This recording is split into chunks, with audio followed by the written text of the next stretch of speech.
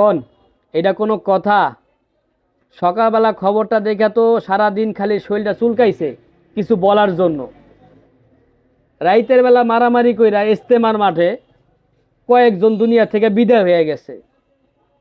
তাও কি এই জায়গায় অন্য কারো মারামারি করে নাই, ওই দাড়িওয়ালারা মারামারি করছে, টুপিওয়ালারা মারামারি করছে। কি নিয়া? দুই গ্রুপ হয়ে গেছে। ছোট থেকে দেখতেছি, ইস্তেমার মাঠে গেছি, কত সুন্দর মোনাজাত করছি, দোয়া করছি, তারপরে চলে আইছি। এই কয়েক বছর ধরে কি গ্রুপিং শুরু করছে, ইসলামটা ওগো বাপদাদার সম্পত্তি হয়ে গেছে। ওরা যে যেমনে মন চাইবো এমনি করে সাজাইবো, এমনি করে ইসলাম চালাইবো। হ্যাঁ, মুরুক্ষের বাচ্চারা। তো করতে মানুষ কি শিখবো ক? তো করে তুই করে বলতেছি, এটাও আমি মনে করি যে তো করে তুই করে বলাটাও উচিত না। অন্য কোনো ভাষা থাকলে বলতাম, যেহেতু এই ভিডিওটা আমি ফেসবুকে ইউটিউবে পোস্ট করবো, এই কারণে সব কথা বলতে পারতেছি না। তো করে কি লারে? হ্যাঁ, যে যার মতো সাজায় রাখছস। এই তোর নিয়মে চলবে এটা? হ্যাঁ, পাকনামি করো সব জায়গায় পাকনামি। এর মুড়ি দিলে হ্যার মুড়িদের দেহ না, ওই বাবার কথা মানো, হেই বাবার কথা মানা যাবে না, হ্যাঁ বালা হ্যাঁ খারাপ। মানে সারাদিন তোমরা এই এডির ভিতরেই আছো, এডি শিখছো তোমরা। তোমরা এডি কইরা দেবা, তোমরা আর কিচ্ছু করতে পারবে না। তোমরা ওই কলা গাছ মহাকাশে পাঠাইবা, তোমরা এডি শিখবা। কথা বুঝতে পারছো? সারাদিন প্রচার করো সৎ কাজের আদেশ, অসৎ কাজের নিষেধ। হ্যাঁ, এডি তোমাকে কাম,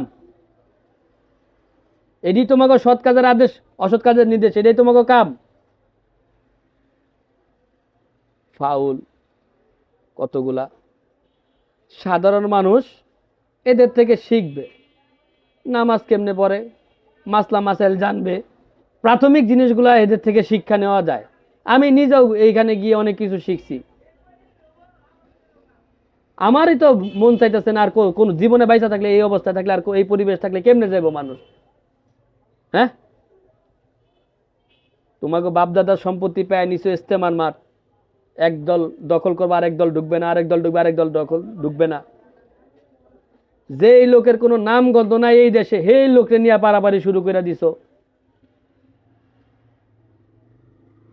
কি কমো এই মানে এগুলা মানুষের দাওয়াত দিব কেমনে? এগুলা দাওয়াত কেমনে দেয়? এদিকে আবার নাম রাখছে আমির সাহেব, না আমির সাহেব। তোমার আমির সাহেব অর্ডার দিছে মারামারি করার লেগা, 2-3 জন মানুষের পৃথিবী থেকে বিদায় করে দিছো। একটু আগে দেখলাম 4 জন, শতাধিক আহত ঢাকা মেডিকেলে। তোমাকে আমির সাহেবেরই অর্ডার দিছিল? ফাউল। এগুলা সঠিক আইনে বিচার হওয়ার দরকার। এগুলার সুষ্ঠু বিচার যদি হয়, দৃষ্টান্তমূলক বিচার, দৃষ্টান্তমূলক শাস্তি আমি আমার পক্ষ থেকে দাবি করতেছি। সবাই ভালো থাকবেন, সুস্থ থাকবেন। আল্লাহ হাফেজ। আসসালামু আলাইকুম।